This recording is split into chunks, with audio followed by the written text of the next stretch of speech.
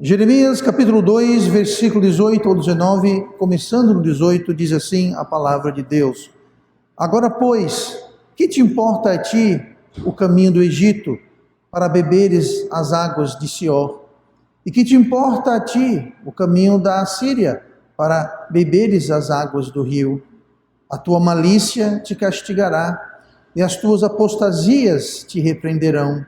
Sabe, pois, e vê que mal e quão amargo é deixares ao Senhor teu Deus, e não teres em ti o meu temor, diz o Senhor Deus dos exércitos. E oremos. Amado Pai, nosso Deus querido, abençoe a leitura da tua palavra, que o Senhor agora nos dê poder, atenção para ouvirmos. Também eu peço o teu poder, ó Pai, para que eu possa pregar esta noite com eficácia. Nós pedimos essas coisas no nome do teu Filho Jesus. Amém. E vamos sentar esta noite. Eu peço que mantenha suas Bíblias abertas para o texto que nós acabamos de ler. E hoje eu quero falar, a partir desse texto, sobre o tema o fruto amargo dos que desviam. O fruto amargo dos que desviam. Todo final de ano aqui na igreja nós temos um culto de vigília, que começa mais ou menos 7 da noite, vai até um pouco depois da meia-noite. E eu sempre menciono nesse culto como, para mim como pastor, é lamentável que sempre existem pessoas naquele culto, no início do ano, que não estão lá no final do ano. E não porque estão viajando ou estão sem poder comparecer, mas porque saíram da igreja, se afastaram, não estão mais conosco. Então eu queria começar um ano, agora que estamos ainda no começo do ano, que nós decidimos, cada um de nós, justamente não nos desviar. Ninguém desvia completamente de um dia para o outro. Desvio é aos poucos, pequenos graus, pequenos passos, e vão aumentando, a distância vai aumentando, e quando a gente menos percebe, estamos fora da comunhão da vontade de Deus. Aqui o texto que nós lemos do profeta Jeremias, Israel havia se desviado, Israel, povo de Deus, havia deixado Deus. E algo interessante dessa questão de desviar, uso o termo apostasias no versículo 19, para você apostatar, para você desviar, é necessário que você, em algum tempo, estivesse no caminho. Você não pode se desviar do caminho sem nunca ter estado no caminho. Então aqui, o que nós temos é a nação de Israel que estava um tempo passado em comunhão com Deus, obedecendo Deus, vivendo para Deus, mas chegou um ponto em que ela se desviou de Deus. E como toda árvore má dá maus frutos, o desvio, se fosse uma árvore, também nos dá maus frutos. E esses frutos que eu quero ver rapidamente esta noite, o fruto amargo dos desviados. E esses frutos são amargos, esses frutos são maus. A gente lê no versículo 19, sabe, pois, e vê. Deus está dizendo, olha, agora vocês vão saber, vocês vão ver, vocês vão provar. Agora sabe e vê o quão amargo é deixares o Senhor teu Deus. Sempre que alguém que está no caminho de Deus, sempre que um filho de Deus, um crente, está no caminho de Deus e ele deixa o caminho de Deus, ele se afasta de Deus, a única coisa que vamos encontrar é amargor. É amargor. Agora, ninguém deixa Deus em busca de amargo. Todo mundo deixa Deus, todo mundo que um dia venha a deixar Deus, vai deixá-lo achando que vai encontrar algo doce, agradável e maravilhoso. As pessoas não se afastam de Deus achando que vão perder alguma coisa, que vão sofrer, que vão ter amargo. Não. Eles deixam porque estão acreditando nas mentiras do inimigo, estão acreditando no engano da carne, no engano do pecado, e eles vão embora achando que vai ter doce. Não vai ter doce, vai ter amargo. Vai ter o fruto amargo de deixar. Aqui nós lemos que o povo havia tomado uma decisão. No versículo 18, Deus fala sobre que o povo tinha deixado o caminho de Deus para seguir o caminho do Egito e o caminho de Assíria. Fala sobre beber águas de Sior, depois fala sobre beber águas do rio. Esse rio Sior é outro nome dado para o rio Nilo, também conhecido como Sior. Hoje nós o conhecemos como o rio Nilo. O rio, simplesmente águas do rio, falando sobre a Síria, é o rio Eufrates, outro grande rio daquela região. Eles estavam deixando Deus porque estavam buscando auxílio justamente na Assíria e no Egito. Na Bíblia, essas nações, no Velho Testamento, elas representam o mundo, no caso Nilo, e a Síria representa perseguição ou tribulação aqui nessa terra. Então o que nós temos aqui é que o povo de Deus havia deixado Deus, não estava mais confiando em Deus, estava confiando no Egito, confiando na Síria, que eram grandes potências daquela época. Então eles estavam fazendo uma decisão de deixar Deus e buscar auxílio, socorro no mundo. Qual a sua sede? Eles estavam indo para o rio, buscar água, ir para o rio, saciar a sede, a necessidade. Não estou argumentando que não havia sede, não havia uma necessidade. Mas muitas vezes na Bíblia, nós temos exemplos de pessoas que deixaram a vontade de Deus para saciar uma necessidade. Se você ler o livro de Ruth, Elimeleque e Noemi, exatamente isso, deixaram a terra de Deus, foram para Moabe atrás de pão, havia uma fome na terra. Você conhece a história, morreu ele, morreu os filhos, voltou a esposa, uma das noras voltaram. Mas sempre que se deixa o plano, a vontade, a terra, o caminho de Deus, sempre há fruto amargo a ser colhido. Então eu pergunto esta noite, qual a sua sede? Porque essa sede, eu não me refiro apenas a uma sede de água, mas essa sede, aliada com a falta de temor de Deus, sempre nos leva a desviar de Deus. A gente lê no versículo 19, que o solo dessa árvore do desvio, a semente dessa árvore do desvio, o adubo desta árvore do desvio, que dá os frutos amargos, é uma sede, mas além da sede, é uma falta de temor de Deus. O versículo 19, e vê que quão amargo é deixares ao Senhor teu Deus e não teres em ti o meu temor.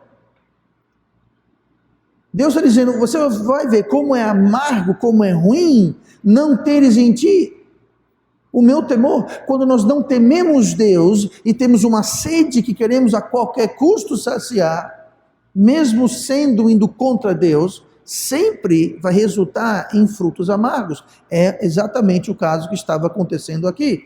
Só Deus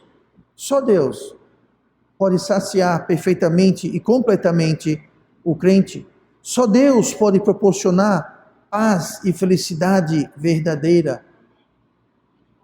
Se alguém que se diz ou se acha crente encontra paz e felicidade longe de Deus, então ele só pensa que é crente, porque não é. Nós já vimos várias vezes, em vários lugares, que Deus fala, como em Hebreus 12:6, porque o Senhor corrige o que ama e açoita qualquer que recebe por filho. Se nós desobedecemos Deus, nos rebelamos contra Deus, nos afastamos de Deus, Deus vai, se nós somos salvos, se nós somos crentes, se nós somos filhos dele, ele vai nos açoitar, ele vai vir atrás da gente, ele não vai deixar-nos se afastar dele em paz e felicidade. Não. A graça não é para isso. A graça não é um cheque branco, não é desculpa, não é motivo para a gente se afastar de Deus e achar que está tudo bem. De modo algum. Deus açoita todo aquele que ele recebe como filho. Uma promessa. Ele açoita, ele vai atrás. Então, se estamos em rebelião contra Deus, estamos afastados de Deus, obedientes a Deus, e temos de fato paz, temos de fato felicidade, alguma coisa está errada. Ou Deus é mentiroso, o que ele não é, ou nós não fomos recebidos como filho. Ou uma coisa ou outra. Então, quando eu digo que o crente nunca vai encontrar felicidade, nunca vai encontrar paz no mundo longe de Deus, é fato. Você pode estar sorrindo por fora, você pode estar colocando uma máscara de alegria e felicidade, mas no fundo, no nosso íntimo coração, nós sabemos. Podemos enganar algumas pessoas algum tempo, mas não o tempo todo, e não todas as pessoas.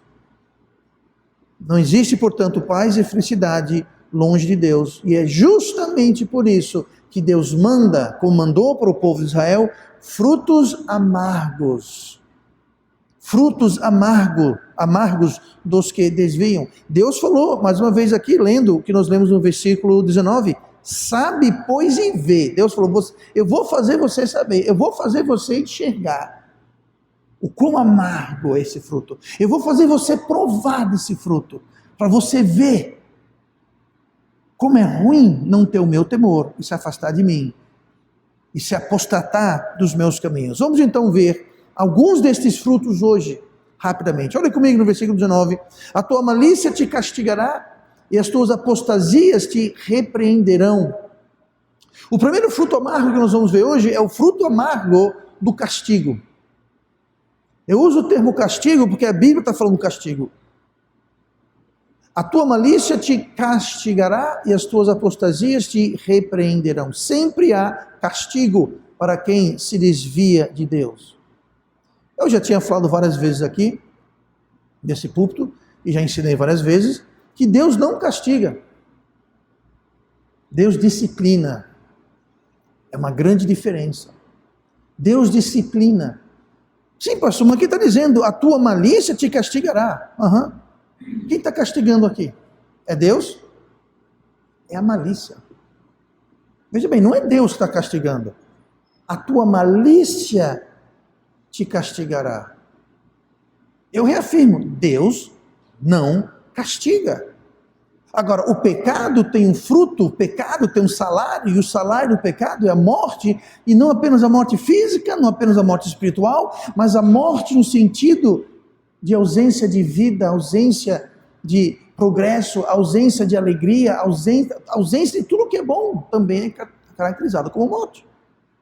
Deus falou para Adão e Eva, o dia que comeres o fruto da árvore do conhecimento do bem e do mal, certamente morrerás.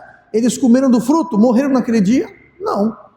Adão viveu por séculos e séculos, morreu por 800 e poucos anos, 900 e poucos anos. Ué, mas Deus não falou que ele ia morrer? Pois é. O que morreu quando comeram do fruto foi a morte espiritual, eles morreram espiritualmente, mas fisicamente tiveram muitos filhos ainda, viveram quase 1000 anos. Bom, pelo menos Adão, não sabemos Eva, mas Adão sim. Então, o salário do pecado é a morte, o salário do pecado, o fruto do pecado, como fruto de se desviar de Deus, é amargo. É amargo, mas quem traz o fruto nem sempre é Deus. Às vezes é uma consequência do pecado, é simplesmente o salário do pecado. Então, a fonte do castigo é o quê?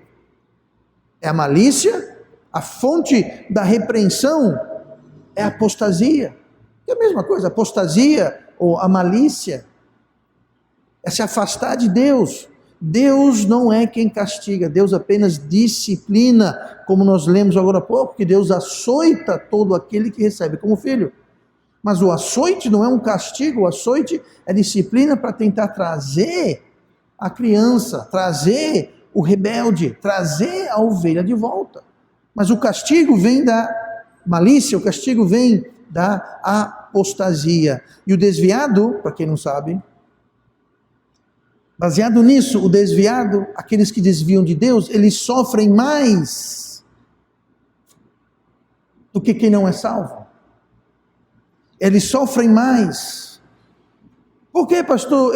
O desviado, ou seja, o crente, alguém que é filho de Deus e se desvia, por que ele sofre mais do que alguém que não conhece Deus? Porque o próprio pecado, a própria malícia, a própria apostasia, já tem o seu preço, já tem uma consequência. Só que nós, o povo de Deus, nós teremos, além da consequência do salário do pecado, nós temos a mão de Deus nos disciplinando. Nós lemos lá em 1 Coríntios 11:32, mas quando somos julgados, somos repreendidos pelo Senhor. Note, não fala que somos castigados pelo Senhor, somos repreendidos. repreendidos pelo Senhor, para não sermos condenados com o mundo. Condenados com o mundo? Pois é, o mundo já está o quê? Condenado. O mundo já está condenado. Então Deus, quando julga, Ele não está trazendo julgamento no mundo. O mundo já está julgado e condenado. Deus julga o seu povo. 1 Pedro 4,17. Porque já é tempo que comece o julgamento pela casa de Deus. E se primeiro começa por nós, qual será o fim daqueles que são desobedientes ao Evangelho de Deus? O julgamento começa pelo povo de Deus. O julgamento começa pela casa de Deus. O julgamento começa conosco. E Pedro fala, e se começa conosco, como vai ser para quem nem é salvo? Pois é, a longo prazo, o mundo vai ser julgado muito mais severamente. Mas a curto prazo, o povo de Deus sofre pela consequência do pecado e sofre na mão de Deus, que o disciplina, o repreende e o açoita. Quem não é salvo vai passar uma eternidade no lago de fogo. Isso está fora da escala. Nós nunca vamos saber o que é isso. Louvado seja Deus. Mas o mundo já está castigado, o mundo já está condenado. E Deus, como um pai que ama os seus filhos, Ele vai nos disciplinar. Por isso que o pecado não compensa. E toda vez que nós se afastamos de Deus e entramos no pecado, é porque nós fomos enganados. A carne, o mundo, o diabo nos convenceu que vale mais a pena entrar por aquele caminho do pecado do que ficar no caminho de Deus. E se o mundo, o pecado e a carne não conseguir nos enganar e nos convencer, nós nunca nos desviaremos. É a batalha pela nossa mente, uma batalha pela nossa fé. O pecado nunca compensa. Não se iluda, não seja enganado. Olha comigo ainda no versículo 19, a segunda metade, nós vamos ver o segundo fruto. O primeiro fruto é o fruto do castigo. Sempre que desviamos de Deus, assim como o povo de Israel fez, lá em Jeremias, haverá o castigo, também haverá o fruto do tormento. Não só o fruto do castigo, mas o fruto do tormento. Versículo 19, a segunda metade, fala: sabe, pois, e vê que mal e quão amargo é deixares o Senhor teu Deus. Mal e amargo. Aqui nós temos tormenta de nossa consciência. Quando o crente se afasta de Deus, a sua consciência, ela é triturada, mastigada, redarguida, acusa-o, incomoda. Ah, pastor, a minha não incomoda. Pois é, aí fica a pergunta, como é que é isso? Como é que alguém tem o Espírito Santo habitando neles, e ele entra num caminho que leva ele longe de Deus, e aquilo não incomoda? A sua consciência não o acusa? Alguma coisa está errada, alguma coisa não está certa. 1 Timóteo 1, versículo 19, o apóstolo Paulo escreve para Timóteo dizendo: conservando a fé e a boa consciência, conservando a fé e a boa consciência, o qual alguns rejeitando fizeram naufrágio na fé. Aqui Paulo está tentando nos ensinar que nós precisamos fazer algo para conservar, conservando a consciência. Nós precisamos estar conservando, guardando, nutrindo a nossa consciência. Como? Ficando longe do pecado, ficando nos caminhos de Deus, deixando a sua consciência não cauterizada, deixando-a sensível. Não há nada que cauteriza mais a consciência do que o pecado constante, repetido, obstinado. Isso cauteriza, endurece a consciência. E o resultado, temos aqui no versículo: conservando a consciência, a fé e a boa consciência, o qual alguns rejeitando. Rejeitando o quê? Eles rejeitaram, negligenciaram conservar a fé e a consciência. Eles foram negligentes, eles não aceitaram a tarefa de preservar, conservar, proteger a sua fé e, portanto, a sua consciência. O resultado, fizeram naufrágio na fé. Naufragaram a sua fé. Aqui não quer dizer que eles perderam salvação, não é isso. Eles simplesmente perderam o caminho, se desviaram, apostataram, estão distantes de Deus.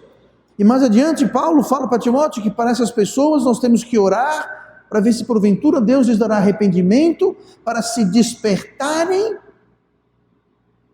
e se libertarem das cordas em que estão cativos, as cordas do diabo, o qual ele leva à sua vontade. Temos que ter cuidado para não chegarmos nessa situação. Temos que ter cuidado porque nessa situação nós temos tormento. Longe de Deus nós entramos no campo do inimigo e o inimigo ele vai nos atormentar. Isso é diferente de tristeza. Tristeza é diferente de uma consciência limpa. O crente quando peca pode até ficar triste, mas tristeza pela consequência do pecado é diferente de arrependimento. É diferente de você preservar uma boa consciência. Se o Filho de Deus está triste e quebrantado, não porque pecou contra Deus, mas porque está recebendo os açoites de Deus, ele não aprendeu a lição ainda. Assim que os açoites acabarem, eles vão voltar. Uma consciência limpa, correta, ela vai nos manter longe do pecado. Não são os açoites. É a mesma coisa com uma criança. Eu sei que o tema hoje não é criança, mas a função da disciplina da criança não é que você vai disciplinar a criança para evitar levar a disciplina, levar o castigo, a disciplina, biblicamente eu estou falando, não quero me desviar muito da mensagem de hoje, mas o intuito e o alvo é levar a criança a não querer pecar contra Deus primeiramente e desobedecer ou decepcionar os pais. E não, se eu fizer isso, eu vou levar uma pizza, se eu fizer isso, eu vou ficar sem alguma coisa, sem televisão, sem videogame, sem jogar bola, sem...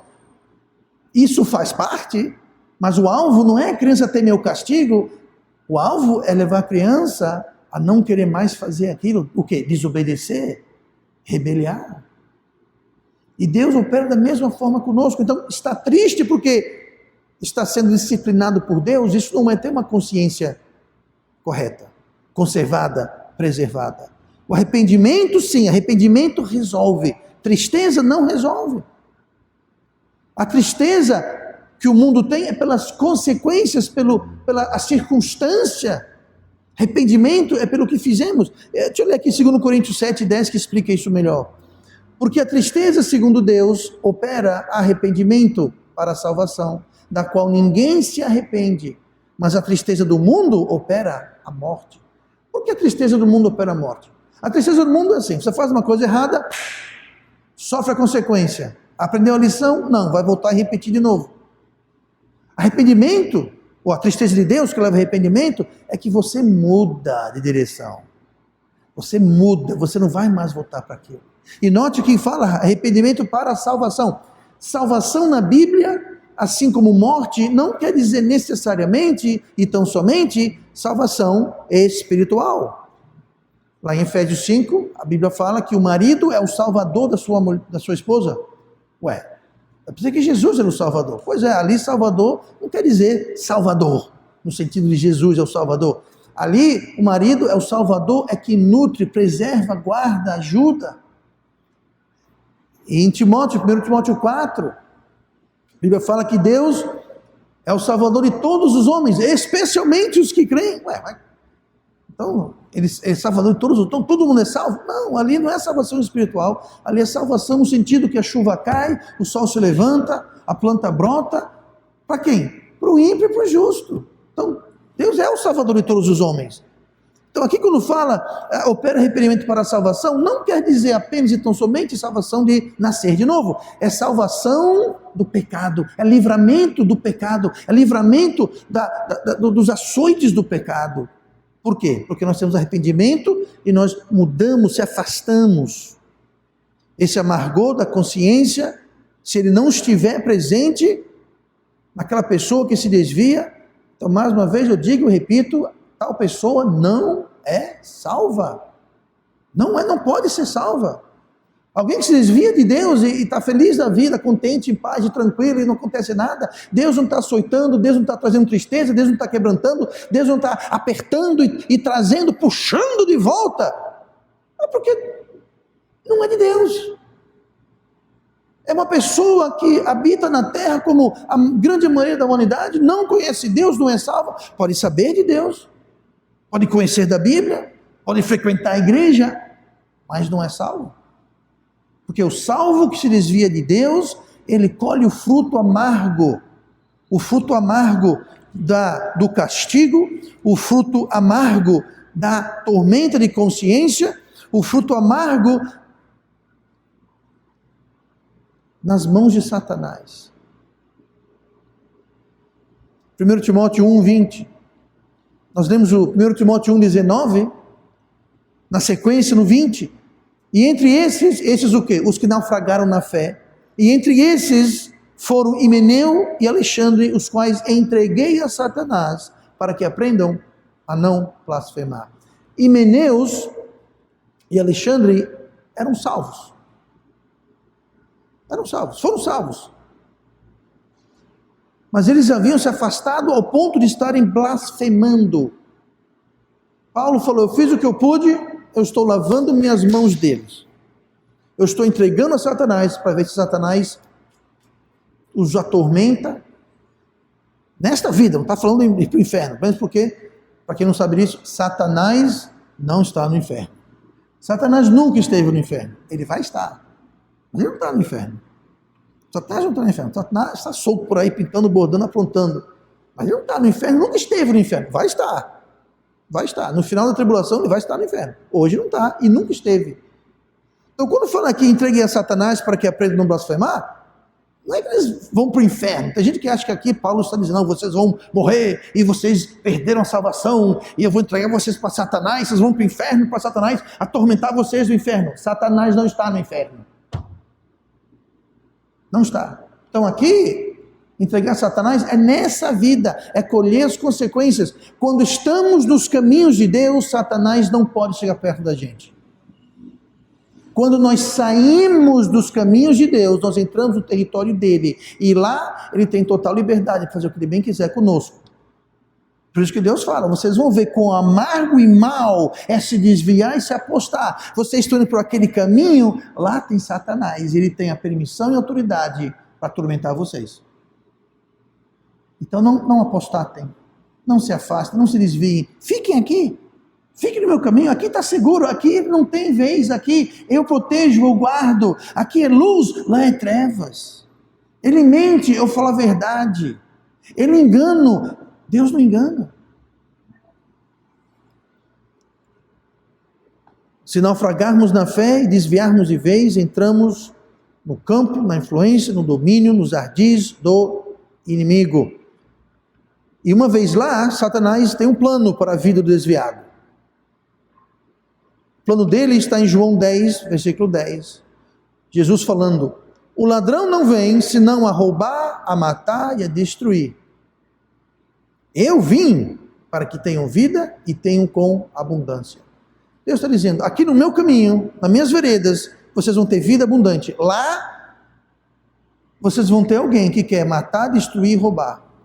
Sua vida, seus planos, sua família, sua saúde, suas finanças, seus prospectos, seus anseios. Ele vai roubar, matar e destruir. É só isso que ele quer fazer: matar, roubar e destruir. Vocês vão ver e vão provar o quão amargo é estar fora do caminho de Deus. O filho pródigo. O filho pródigo, ele conhece a história, pegou a herança que não lhe pertencia, foi embora para uma terra distante, estava cheio de amigos. Claro, dinheiro, festa, farra, tem sempre amigo para essas horas. Quando o dinheiro acabou, ele caiu na miséria, solidão, estava comendo a comida dos porcos. Ele pensou: vou voltar para o meu pai. Vou voltar para o meu pai. E ele voltou e sabia. Ele conhecia o remorso de ter feito o que ele tinha feito. Ele experimentou a comunhão quebrada com o pai. E ele, sendo um filho de verdade, de fato era o seu pai, apesar de tudo que ele fez, apesar da rebelião, apesar de ter desejado a morte do pai. Lembre isso: herança só se recebe na morte do pai. O que ele disse é: bom, me dê herança, você não está morrendo mesmo? Vai demorar para morrer, eu quero a herança, então já que você não está morrendo, me dê herança. Mas ele continuava sendo filho. Sentia falta do seu lar, sentia falta da comunhão. E ele, como filho verdadeiro, voltou. E foi aceito. E Deus sempre aceita e recebe de volta, como voltamos quebrantados, como esse filho voltou. Reconheceu o remorso, reconheceu, ele voltou, mas ele voltou porque era filho. E o filho de Deus sempre volta ao Pai. Sempre volta ao Pai. Senão aqui nesta vida, vai voltar no porvir. No grande tribunal de Cristo. Muito crente rebelde vai estar lá dizendo, eu ainda sou salvo? Você ainda é salvo. E suas obras serão provadas no fogo. Vão se queimar porque vai ser feno, palha e madeira. E você vai perder dano, mas o tal será salvo como se pelo fogo, diz a palavra de Deus. Então o Filho de Deus sempre volta para casa, ou nessa vida, na próxima ele volta. Agora lembra que o filho pródigo, ele voltou para casa, mas ele voltou como o quê? Como um empregado. Lembra o irmão dele que ficou triste? Não quis nem ir para a festa. Aí o pai falou, meu filho, seu irmão estava perdido, voltou, vamos para a festa. Ele falou, mas pai, seu filho gastou toda a substância, gastou o seu dinheiro, e você matou o novilho cevado, você nunca deu nem um cabrito para mim, para eu celebrar com meus amigos. Ele falou, meu filho, entenda isso, tudo que eu tenho é seu. Tudo. Ele não tem nada. E o filho rebelde, o filho pródigo falou, eu voltarei para ser empregado. Ele falou, até os empregados do meu pai comem melhor do que eu estou comendo aqui. Ele voltou para o pai, voltou, foi aceito, foi, mas perdeu.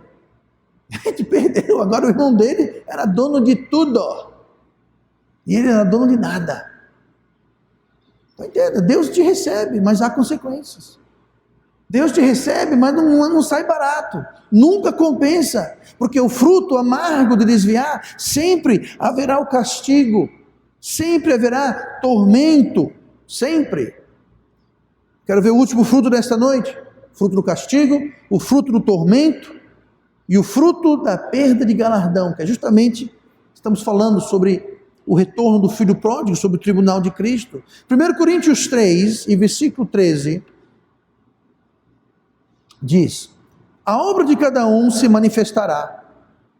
Na verdade, o dia declarará, porque pelo fogo será descoberta. Isso aqui está falando sobre o tribunal de Cristo, que eu mencionei agora há pouco. E o fogo provará qual seja a obra de cada um. Se a obra que alguém edificou nesta parte permanecer, esse receberá galardão no céu, eterno.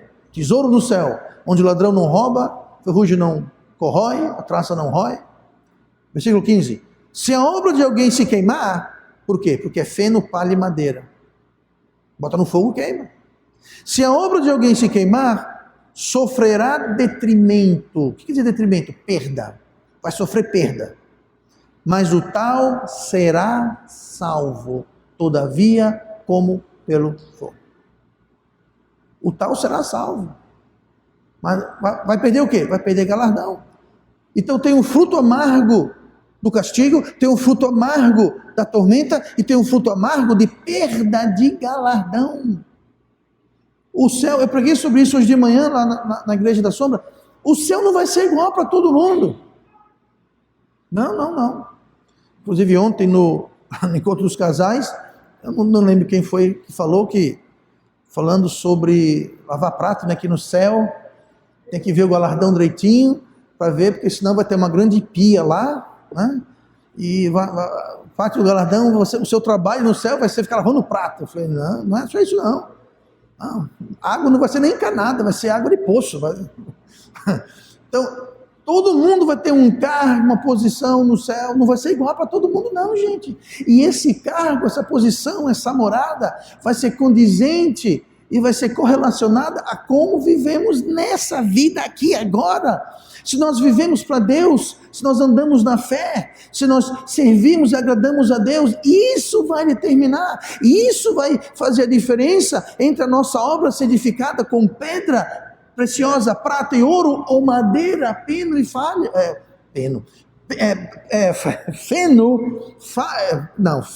palha e madeira. Tá? Não é palha, feno e palha, não. Não, palha. Bom, vocês leem a Bíblia direitinho, mas enfim. Se nós não vivermos para Deus, a nossa obra vai ser de madeira, feno e palha. Se nós vivermos para Deus e não desviarmos e formos fiéis, então nós vamos construir com ouro, prata e pedra preciosa. Tudo vai ser provado pelo fogo. Adivinha qual vai queimar? Madeira, feno, palha. Esses que vão sofrer detrimento vão ser salvos, mas vão perder galardão, não vão ter galardão. E quando você coloca fogo no ouro, na prata, o que acontece? Ela é purificada. Como você purifica qualquer metal? Você esquenta até ele derreter. E para a superfície sobem as impurezas. Essa é a diferença entre o ouro de 8 quilates, 12 quilates, 24... Bom, 24 quilates tecnicamente não existe. Tá? É um alvo meio que não existe isso. Mas a pureza do metal, a pureza da prata, a pureza de qualquer coisa, justamente você coloca no fogo, ele derrete e a impureza sobe. E o que fica é o ouro puro, é a prata pura, é o ouro e prata refinado pelo fogo. Então, quando nós temos uma vida de fé, as nossas obras vão ser refinadas e purificadas pelo fogo. E nosso galardão será grande, eterno e maravilhoso. Quando chegamos lá, com madeira, palha e feno, assim que botar o fogo, vai perder tudo. Pastor, e a minha salvação? Não vai perder a salvação, porque a salvação não se perde. A Bíblia fala, sofrerá detrimento, mas o tal será salvo. Não é interpretar, é só ler o que está dizendo, gente. O tal será salvo. Vai sofrer detrimento, vai sofrer perda, não vai ter galardão. Esses são aqueles que vão morar na proverbial grota dos anjos. E os outros vão morar nas mansões celestiais. A diferença vai ser como vemos nessa vida. E os que desviam e os que deixam Deus não vão ter mansões de ouro. Não vão ter altos cargos. Não vão ter posições altas. Não, vão estar no céu, vão. São salvos, são. Mas o céu não vai ser igual para todo mundo, não. Assim como o inferno, o lago de fogo, não vai ser igual para todo mundo. Para isso que serve o julgamento do trono branco. Todo mundo que estiver no julgamento do trono branco é perdido, condenado.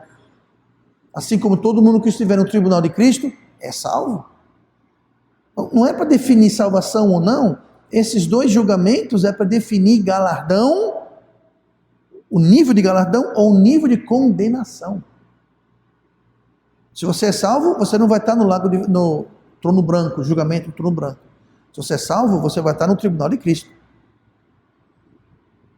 Então, se você não sabe se você é salvo, é bom assegurar disso desse lado da eternidade. Porque senão, não há o que fazer depois. 2 Coríntios 5:10, porque todos devemos comparecer ante o tribunal de Cristo, para que cada um receba segundo o que tiver feito por meio do corpo, ou bem ou mal. Mais uma vez, referência ao tribunal de Cristo. Quem vai estar lá? Todos nós. Quem é todos nós? Paulo está escrevendo para a igreja de Corinto, para irmãos, todos os crentes, desde Adão até o último, cujo nome eu não faço a mínima ideia, mas todos os crentes vão estar no tribunal de Cristo. Até o arrebatamento, claro, o arrebatamento vai ter o tribunal de Cristo. Haverá pessoas salvas depois do arrebatamento? Vão, obviamente eles não vão estar no tribunal de Cristo, né? Porque vai acontecer depois. Mas até o arrebatamento, desde Adão até o arrebatamento, todo mundo que recebeu Cristo como Salvador vai estar no tribunal de Cristo, todos nós, e nós vamos receber, ou bem ou mal. Por quê? Se você for honesto, você sabe que crente não só faz coisa boa, né? Crente também faz coisa má. É isso que ele está falando. Nós vamos receber o que fizemos nesta vida, seja bem ou mal. O bem recebe galardão, Se for mal, você perde galardão. Eu não sei como vai ser feito isso, mas Jesus, o justo juiz, sabe. Ele vai saber quem é, quem não é, quem fez, quem não fez, o porquê fez, os motivos. Ele é o juiz justo, perfeito. Mas no final das contas, cada um vai receber justamente, corretamente, com justiça pelo que fez. E vai receber ou perder galardão. Desfrutar o pecado aqui nessa vida não compensa a perda de bênção nessa vida e de galardão no céu, que é justamente o desviado. Romanos 8:18, porque para mim tenho por certo que as aflições deste tempo presente não são para comparar com a glória que em nós há de ser revelado. Paulo falou, olha, por pior que esteja a coisa aqui, não se compara. Não se compara com o galardão que Deus pode e quer nos dar. Pensar que há exceções, pensar que nós podemos desviar de Deus, apostatar de Deus, desobedecer a Deus, sair do caminho de Deus e não acontecer nada. Sabe o que é isso? É zombar de Deus. Gálatas 6:7. Não erreis. Não se deixe, Deus não se deixe escarnecer, porque tudo que o homem semear, isso também ceifará. Achar que isso não é verdade é escarnecer de Deus. Deus fala, ninguém vai escarnecer de mim. Tudo que plantar, vocês vão colher. Tudo que fizer tem uma consequência. E não tem como escapar dessa lei, não tem como escapar dessa verdade. Tudo que a gente faz, a gente paga, não só na terra, mas também paga no céu. Não pense que o céu é um lugar que está todo mundo maravilhoso. Eu já falei isso antes. Porque no céu não vai ter lágrimas. Não? Então por que Jesus falou que vai enxugar toda lágrima dos nossos olhos? Ele vai enxugar uma lágrima não existente? Quando ele falou aquilo, foi falando sobre o céu. Lá em Apocalipse, ele fala, eu enxugarei toda lágrima dos seus olhos. Então vai ter lágrima para Jesus enxugar, senão não faz sentido. Vai enxugar uma lágrima não existente. Mas por que vai ter lágrima no céu? Eu acredito que vai ter lágrima no céu, pela tristeza que nós podemos sentir, pela desobediência, pela rebelião, talvez por pessoas que poderiam estar no céu, mas não estão devido ao nosso testemunho ou devido à nossa negligência. Tem pessoas que só você pode alcançar. Tem pessoas que o pastor não vai alcançar. Tem pessoas que talvez só o pastor vai alcançar. Mas se todo mundo fizer o que todo mundo tem que fazer, todo mundo é alcançado. Talvez vai ter tristeza por perda de galardão. Talvez vai ter tristeza, você lá na grota, lá embaixo na grota, olhando para cima, o pastor na mansão de ouro dele, na piscina celestial dele, fazendo assim, uhul. Ou não, talvez está eu e você olhando lá. Eu e você na grota, pastor, você por aqui, pois é, né?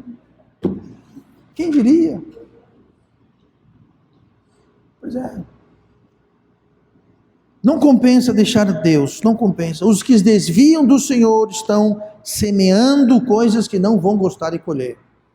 Não adianta você fugir, correr, fingir que não é com você, não adianta você se esconder, não adianta você... Não tem.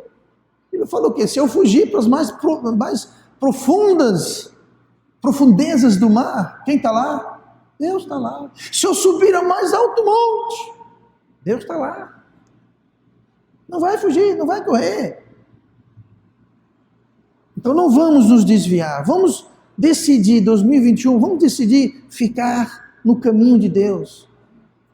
Não correr para o Egito, não correr para a Síria, para o Nilo, para o Eufrates, não correr para o mundo, não cair na conversa do mundo, não cair nas coisas do mundo, mas andar nos caminhos de Deus. E os caminhos de Deus começam com o quê? Tendo o temor de Deus no coração. Vamos conservar nossa fé, vamos conservar nossa consciência, vamos conservar o nosso temor, bom, saudável temor de Deus em nossos corações, para que não venhamos a colher os frutos amargos dos que deixam o Senhor. E vamos